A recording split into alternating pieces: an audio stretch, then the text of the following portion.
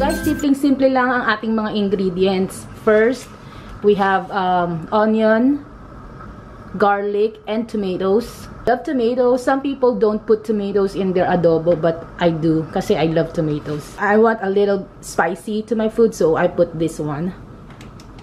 Chili pepper. And these are my frozen sitaw. Half a cup of soy sauce. 1/4 cup of vinegar. And then this is my meat. It is actually 85% lean and 15% fat, and it's actually 1 pound, pero kalahati lang na muna ang gagamitin natin. Tomorrow I will use the other half. And then just a little bit of sugar. So this is the sugar that I will use.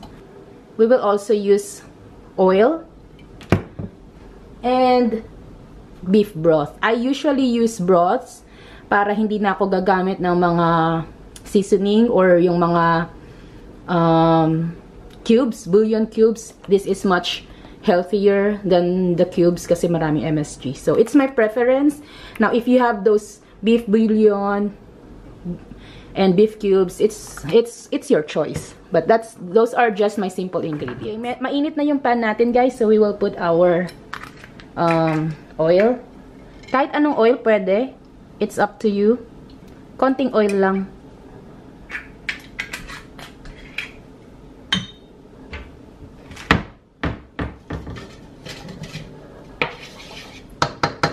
And then habang hindi pa masyadong mainit, ilagay na natin yung ating garlic. Because we don't want to put our garlic ng mainit na mainit kasi madaling masunog yung garlic.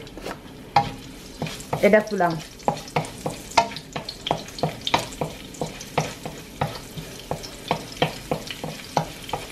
Pag medyo umamoy na yung garlic, like now, maamoy na siya, sunod na agad natin ang sibuyas.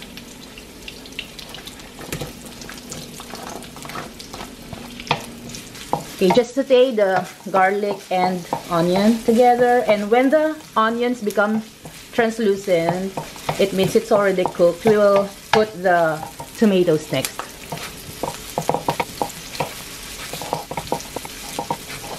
And pwede na natin ilagay yung tomatoes because both are really very maamoy na siya. It's up to you if you don't want to put tomatoes. It's my preference to put tomatoes. It's additional health benefits.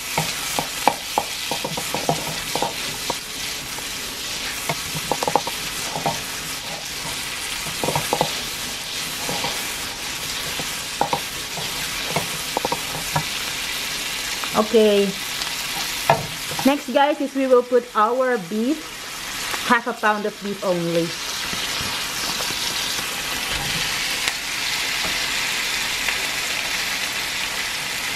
Just saute it until it turns brown.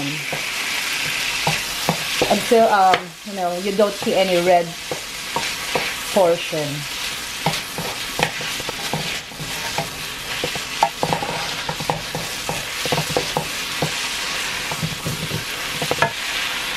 The meat is now brown, so I always put salt and pepper already para may lasa na yung beef. So yeah, let's just put salt and pepper to taste.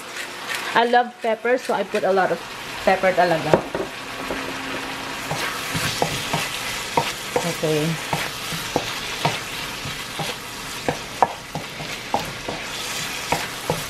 Just mix it well.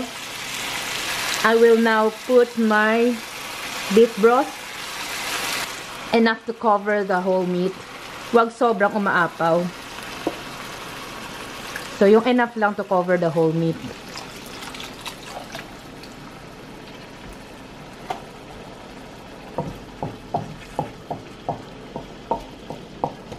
Ayan, tama na yung ganyang liquid.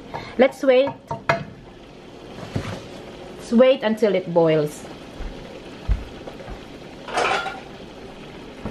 Cover the pan and wait for it to boil. So now it's boiling, guys.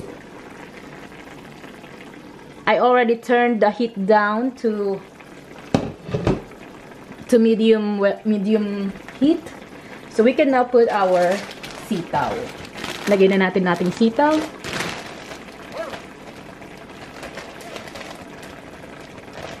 Kung mabubuksan ko, ayan. Parang nakakulangan pa ako sa sitaw ko, guys. So, I will add some more sitaw. Here, I will add some more sitaw, guys, kasi parang nakukulangan ako. I love sitaw. Okay lang kung frozen, para lang siyang frozen vegetables. And then, let's mix it.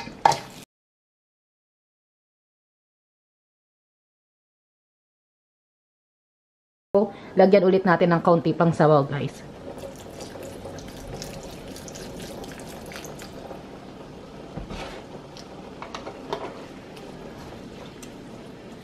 Ayan. Pakuluin ulit natin. Let's wait for it to boil.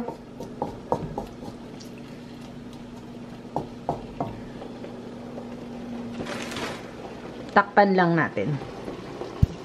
Kumukulo na, guys, so let's turn the heat down.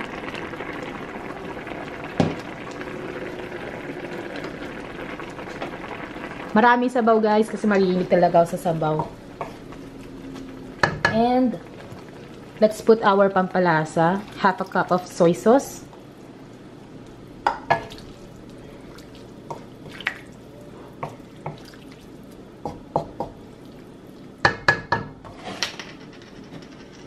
One-fourth cup of vinegar. Let it boil before you stir it.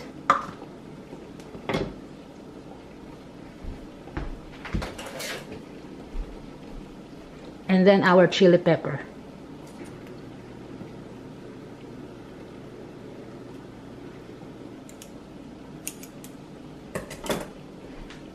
Let's wait for it to boil.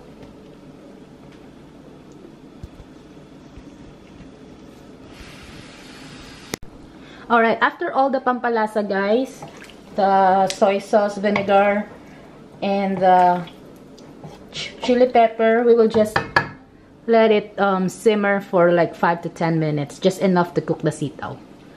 Okay, we will come back. Okay, guys, okay na para sa akin yung lasa. Lagyan na lang natin ng kaunting sugar.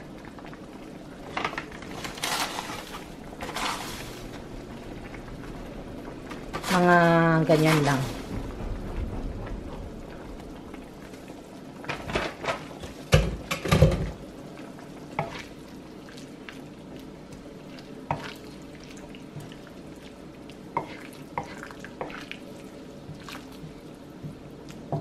And then, pakuluan lang natin ng 5 minutes. Ayan, guys, may baon na ako for my dinner later sa work. At meron pa akong pang-almusal or hapunan, kung ano man, na extra. So, yan, sulit na sulit, guys. Sulit na sulit for good for 2 to 3 days na. And medyo marami yung kanin ko kasi babaunan ko yung friend ko na si Sheila. Because that's what we do, you know. We share our food. Ayan, so, see you next time. Bye-bye!